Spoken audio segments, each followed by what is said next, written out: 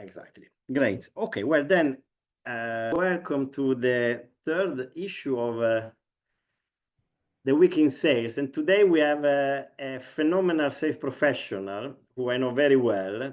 And I know very well as someone who has been able to build sales teams across the world and has decades of experience in sales. Thierry Bodiot. So welcome, Thierry, to the first ever question on the Week in Sales. Thank you, Giorgio. I feel under pressure right now. No pressure, no pressure. Maybe let's start with a simple question. Tell us how did you end up in sales? Well, I didn't end up in sales. In fact, I started in sales. Back then, I had just completed my engineering degree, and I started in sales because I felt that would be the toughest challenge for me, to be honest.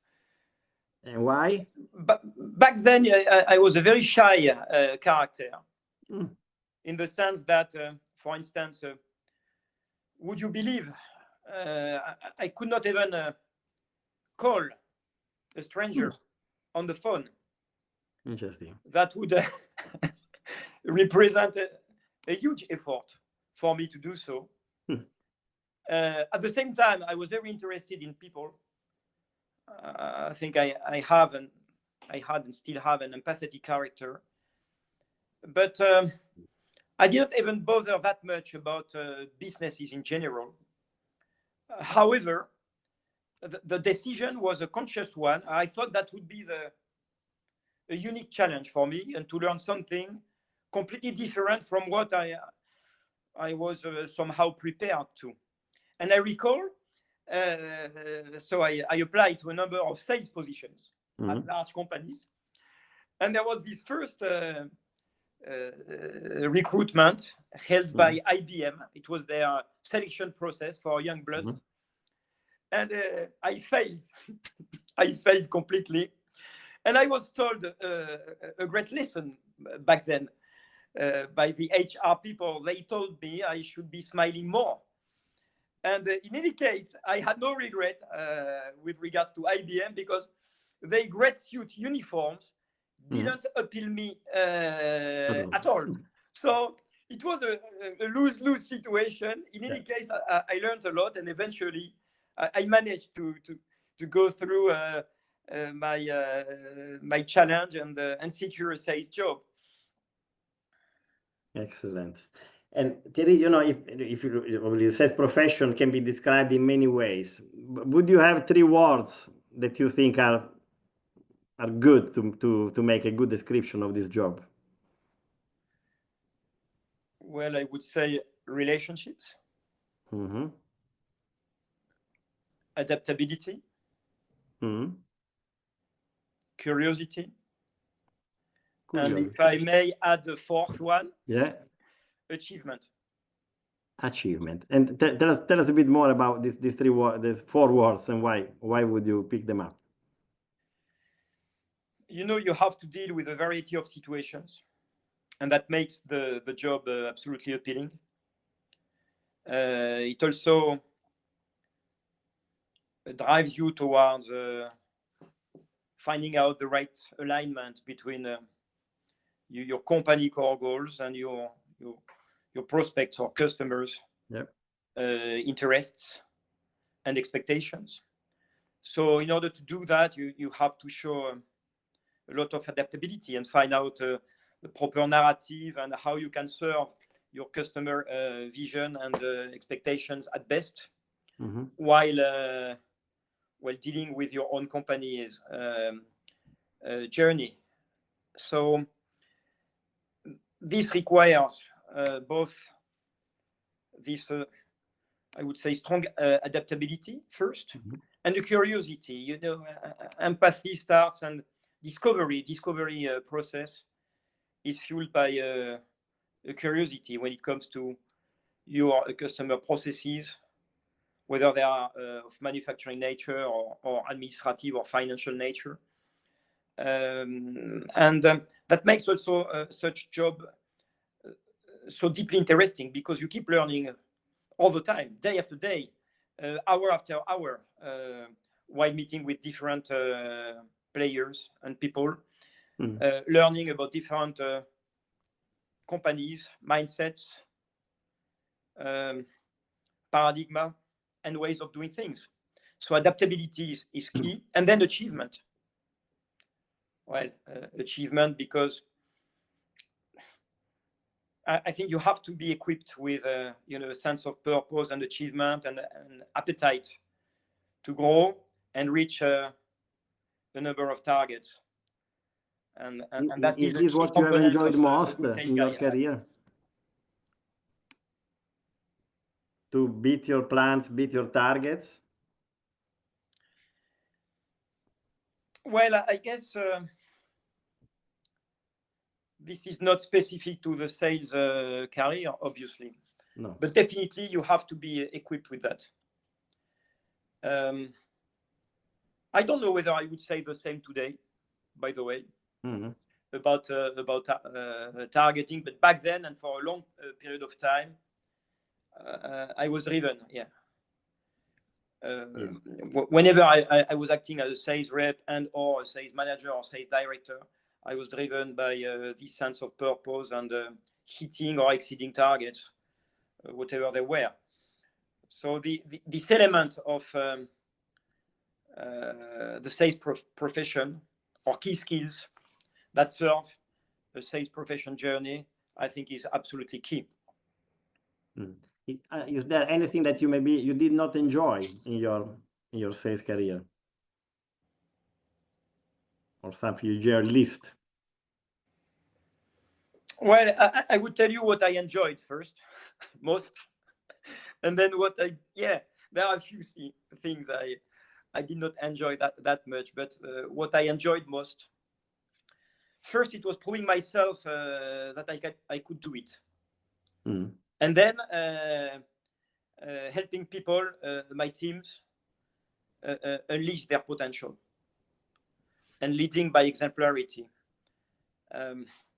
What made me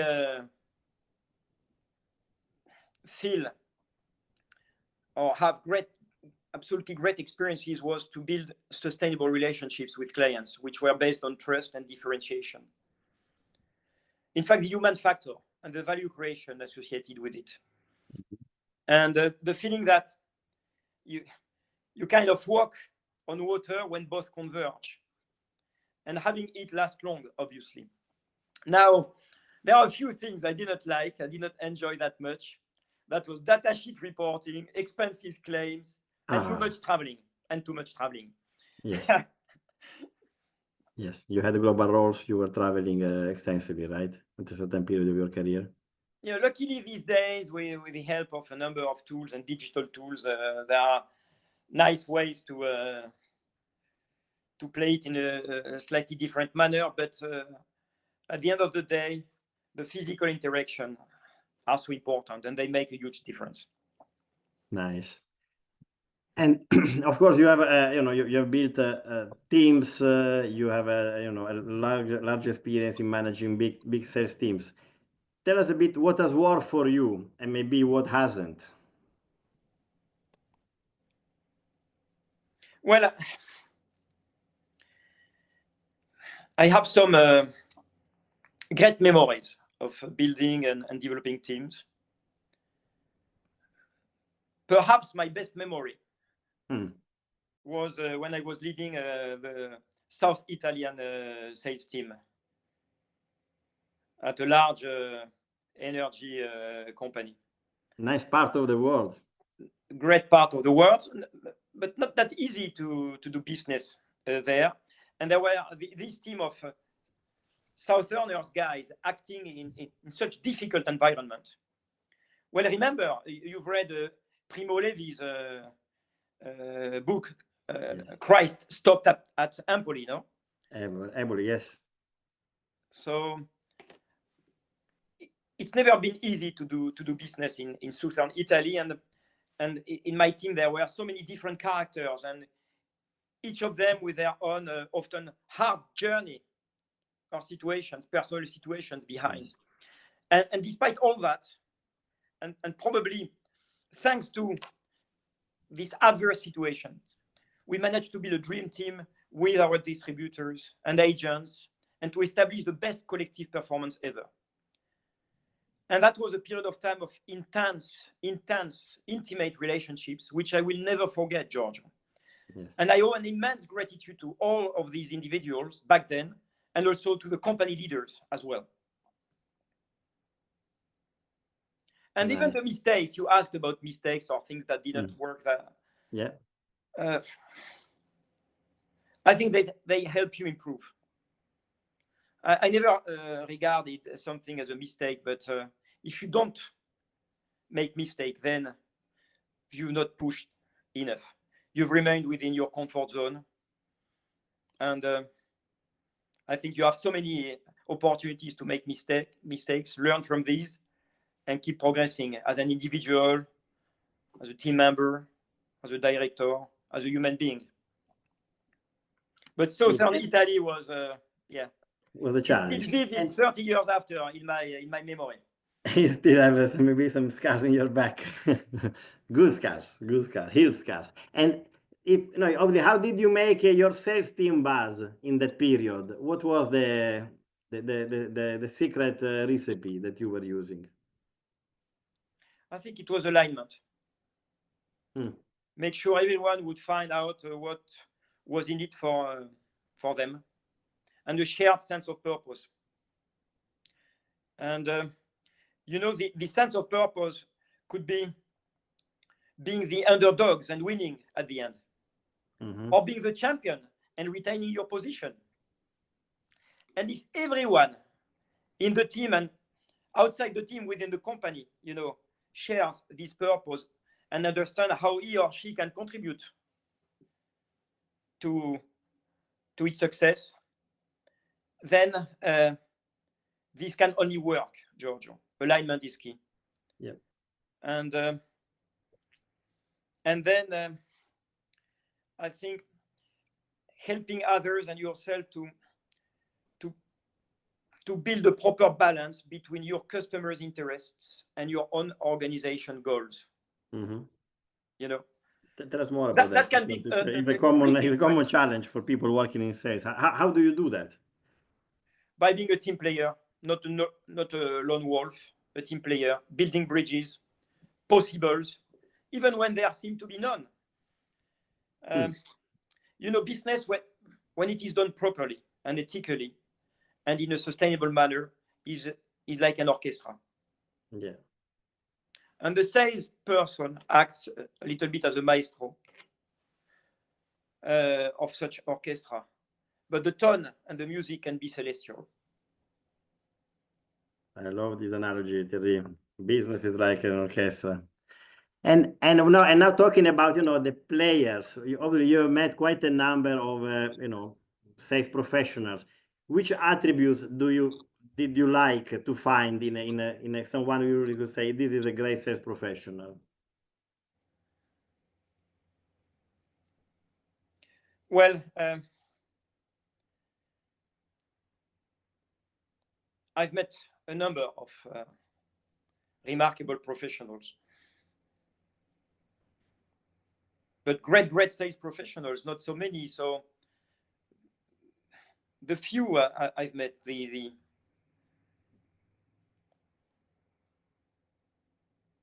dream team members worldwide, they used to be creative, thinking out of the box, genuine. They used to show care and persistence, able to navigate through complexity, aligning interests, and with a vision. So this profile that sometimes is portrayed in movies of the salesperson who is a lone wolf only on his own or her own. You didn't see this as a particularly strong performance. It can't work in the longer run, Giorgio. Whenever you are to build something sustainable, relationships matter. Not only relationships with your clients or prospects, but with your entire company organization. And that makes a huge difference. Coming back to my image of the orchestra, you have to be part of the orchestra. You can be the most beautiful diva or singer or violin player, and that is important. But I've seen the best dream teams are not those, or sports teams are not those made of the biggest stars. On the contrary, you can have the biggest budget in the world. It does not make a team. It does not make a breakthrough performance. Breakthrough performance happen to sit with teams with strong alignment, a shared vision, and a collective drive for exceeding everything. And that's what I've seen. And that can be quite tricky because the world is about complexity and changes and crisis. So the ability to think out of the box, but yet be able to embark everyone is absolutely key. The lone wolf, yes, we've heard about lone wolves. They may serve on a spot basis, but they don't do the distance. Interesting. And do you have any name in mind of a person? Of course, he or she might not know that you're mentioning them, but is there someone that you feel this is a top person on the sales world? Well, Giorgio, I made every effort to bring you to Spain at some point of our professional lives from Italy, because you're this guy, you and very few others, but you tick all the boxes. And when we met back in Italy, it wasn't a self-production. Thank you. But that's that's genuine. That's very genuine. So whenever you came up with the Abeille.ai venture, I think that it's the best idea one could have, and obviously it comes from a very creative and thinking of the box guy with the drive and personality and empathy, and that's you. All right, thank you, Thierry. Thank you, Thierry. Well, I mean, then of course, Abeille is also about coaching. How do you see the role of coaching in sales? It's about exemplarity, and if there is one thing to teach or to work on with anyone, I think it's about qualification. Okay. Because our key resource is time, and a limited amount of time at an individual or collective level. So the ability to qualify prospects or opportunities is absolutely crucial. I think it comes first. And this qualification process obviously has a lot to see with your company goals, its roadmap, your clients or prospects, and how you come up with hot priorities, and your ability to spot the best ones make a huge difference when it comes to performance and value creation. So a good coach would be one who can help and assist junior sales reps or even very experienced sales reps and sales managers to do the most effective use of their time by qualifying again opportunities. That's great reflection, Thierry, and I think is a super advice for sales colleagues who are listening now. That how you spend your time is probably the most important decision you have in any job, but especially in sales. And do you have any thoughts on the use of artificial intelligence in the role of sales? Any thoughts? Well, AI could become or will be our best digital assistant. So we can exercise our talent, our creativity, our ideas, enjoy a rich experience, and focus on high added value stuff because we are backed by a highly performing AI assistant. So making sure that all the low added value, yet very critical aspects of the role are taken care by a powerful AI, while focusing on all the talents and skills you have to enrich a relationship, that would make our life, and that would make, I'm sure it's happening and will be happening, much easier and much richer indeed, ours and our customers and our organizations. It's great thought, Thierry. Thank you. And of course, I'm a great believer of leveraging AI to also make it just a more enjoyable job, right? So let's that's what we're trying to do at Bodiot.ai. Let's see how far we can get there. Maybe before I close, have you ever had a motto in your personal or professional life, sales life? More as a professional or a person, or not only applying to my sales career, but in general to my life. And I'm trying in every relationship or exchange or opportunity to interact, to learn, and to try and live a very good experience. And I show gratitude. I don't know whether it's a motto, but it's a firm commitment. Yeah. Interesting. And maybe, is there a question that I should have asked, but I missed?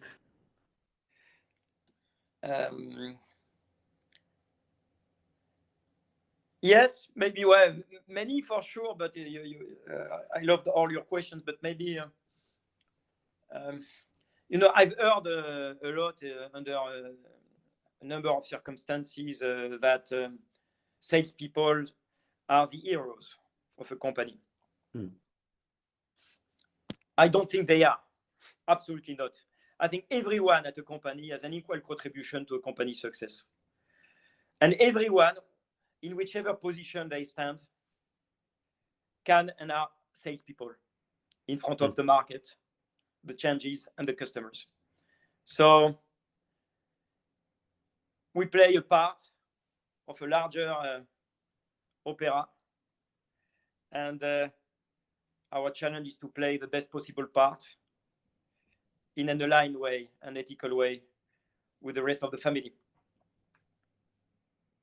Thanks. This is a very excellent and deep thoughts. Of course, someone has to open the theater for the orchestra to get in, and indeed, the sales colleagues at times might believe that they are the only ones that matters. I was indeed, many players, many parts are needed in order for the business to work.